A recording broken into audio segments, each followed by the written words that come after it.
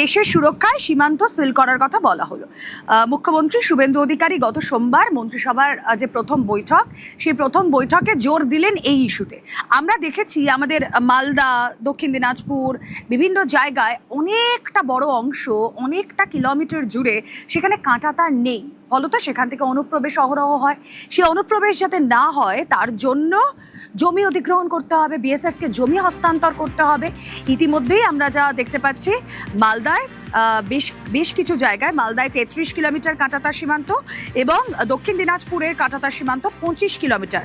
সুরক্ষার স্বার্থে এই দুই জেলায় স্বেচ্ছায় জমি দান, বিএসএফকে জমি দিতে 45 দিনের ডেডলাইন গত সোমবারই মুখ্যমন্ত্রী শুভেন্দু অধিকারী তা বেঁধে দিয়েছিলেন। আর ওই যে বললাম আপনাদের যে যতবার ভোটবঙ্গে বিজেপি নেতারা এসেছেন, অমিত শাহ থেকে শুরু করে বিভিন্ন নেতারা, ইনফ্যাক্ট প্রধানমন্ত্রী নরেন্দ্র মোদী, তারা বারবার এই ঘুষপেটিয়া ইস্যুতে জোর দিয়েছেন, তারা সীমান্ত সুরক্ষায় জোর দিয়েছেন।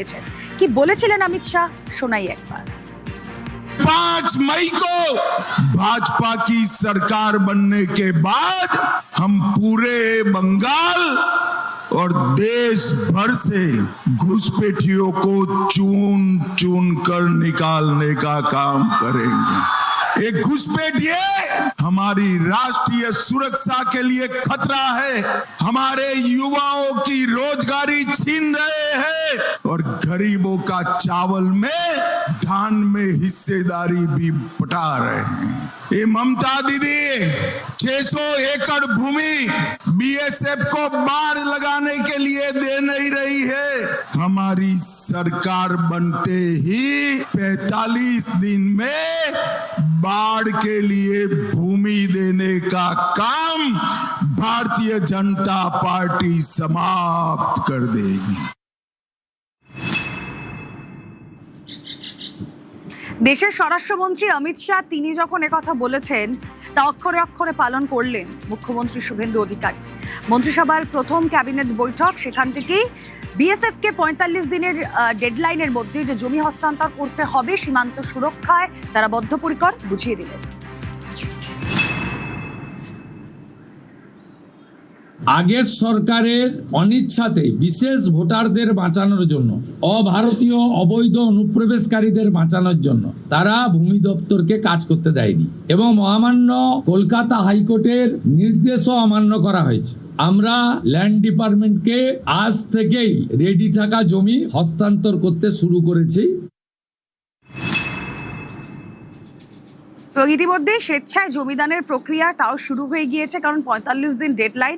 এই 45 দিনের মধ্যে অনুপ্রবেশ ইস্যুতে সীমান্ত সুরক্ষায় জোর দিতে সরকার বদ্ধপরিকর, সেই ঘোষণা আপনাদেরকে শোনালাম। আসুন এবার কথা বলি আমাদের দুই সহকর্মীর সঙ্গে। প্রথমেই কথা বলি, সেবক দেব শর্মা রয়েছেন। সেবক, মালদা এমন একটা সীমান্তবর্তী জায়গা যেখানে আমরা অনেকটা অংশ জুড়ে দেখি কাঁটাতার বিহীন, এবং সেখান থেকে অহরহ, যেরকম শুরুতেই বলছিলাম, যে অনুপ্রবেশকারীরা ঢুকছে চোরাগোপ্তা পথে, এবং এই রাজ্যে যা আমাদের জন্য সেগুলো তারা ভোগ করছে খুব সুন্দরভাবে, কিন্তু সেটা তো আর করা যাবে না, বুঝিয়ে দিয়েছেন মুখ্যমন্ত্রী।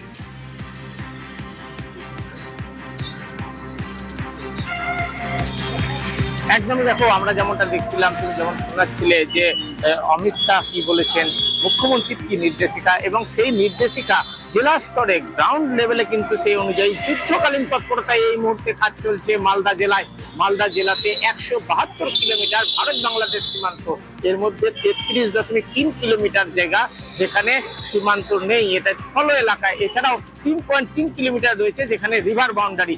জানো যে মালদা সীমান্ত দিয়ে বারবারই জাল নোট পাচার হয়েছে, গোটা দেশে ছড়িয়েছে, এমন বিষয় কিন্তু বারবারই প্রকাশ পেয়েছে। শুধু জাল নোট নয়, মাদক, চোরাচালান, অনুপ্রবেশ, ফসললুট কিছুই বাদ যায়নি মালদা সীমান্তে। এই অবস্থায় মুখ্যমন্ত্রীর ঘোষণার পর 12টি দল গড়ে মালদহের বিভিন্ন এলাকাতে শুরু হয়ে গিয়েছে জমি অধিগ্রহণের কাজ। মূলত হবিবপুর যে ব্লক, সেখানেই 29.3 কিলোমিটার এমন এলাকা যেখানে কাঁটাতার বিহীন, সব মিলিয়ে 240 একর জমি অধিগ্রহণ হবে হবিবপুরেই। এখানকার বৈদ্যপুর, জাজইল, এই সব যে এলাকাগুলি রয়েছে সীমান্ত এলাকা, গ্রাম পঞ্চায়েত, সেখানে জমি অধিগ্রহণ হচ্ছে। কৃষকরাও স্বেচ্ছায় জমি দিতে আসছেন, তাদের নথিপত্র যাচাইয়ের কাজ চলছে।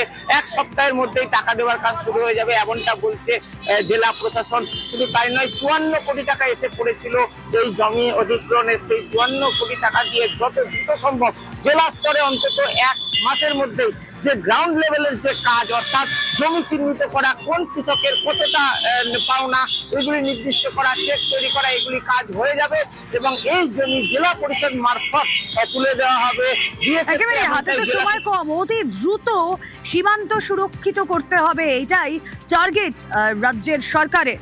অন্যদিকে দক্ষিণ দিনাজপুরের কথাও আপনাদেরকে বলছিলাম, সেখানে কাঁটাতারহীন সীমান্ত 25 কিলোমিটার, 45 দিন ডেডলাইন। কি চলছে সেখানে দক্ষিণ দিনাজপুর সীমান্তে, সুরক্ষা কতটা জোরদার করার কাজ এগোলো, কথা বলবো। অনুপ সান্যাল রয়েছেন সঙ্গে। অনুপ,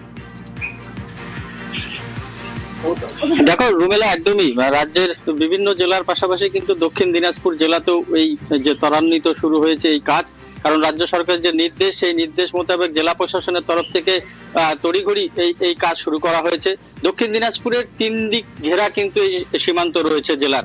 তার মধ্যে হিলি ব্লকের আমরা যেখানে রয়েছি, হিলি ব্লকের 18 তারিখ থেকে 31 তারিখ অবধি জেলা বিএলআরও দপ্তর থেকে একটি ক্যাম্প করা হবে। যে সমস্ত এলাকাগুলো আনফেন্স রয়েছে, সেই সমস্ত এলাকার মানুষ যারা তাদের এনওসি সেখানে জমা দিতে পারবেন এবং এই যে জমি জমা দেওয়ার পরে তার হস্তান্তরের যে কাজ, সেই কাজও কিন্তু খুব শিগগিরই শুরু করে দেওয়া হবে বলে জেলা প্রশাসনের তরফ থেকে জানানো হয়েছে।